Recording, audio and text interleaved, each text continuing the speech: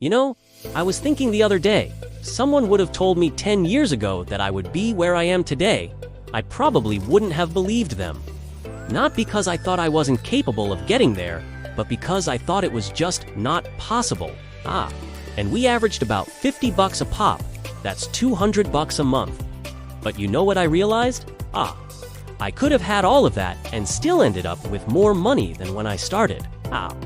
Well, instead of spending all that money, I could have invested it. Anything that's going to make me money. That's an asset. Can I invest in stocks? Can I invest in real estate? Can I invest in crypto? But now I think of myself as an investor, and everything I buy, I think of as an investment. Is it an asset or is it a liability? 'Cause if I can keep these assets going and keep buying assets, I can continue to grow even while I'm spending money. Can I invest in a skill that's going to make me more money in the future? Can I invest in relationships that are going to help me make more money in the future?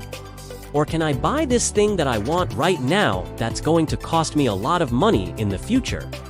The problem with liabilities is that they usually make you feel good in the short term.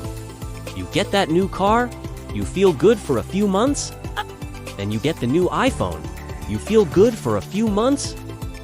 You go on that vacation, you feel good for a few weeks. But then after that, it wears off. And then you need to buy the next thing to feel good. I mean, the numbers just didn't add up. For example, if I went out to dinner with my friends once a week, which we did, now I don't regret spending that money. I had a great time with my friends. I got to travel, got to buy all the things. So here's the mindset shift that I had. I used to think of myself as someone who liked to spend money. I thought of myself as a consumer. But now, I think of myself as an investor. So when I go to buy something, I ask myself, am I buying this as an asset or am I buying this as a liability? An asset is something that makes me money. Liability is something that costs me money.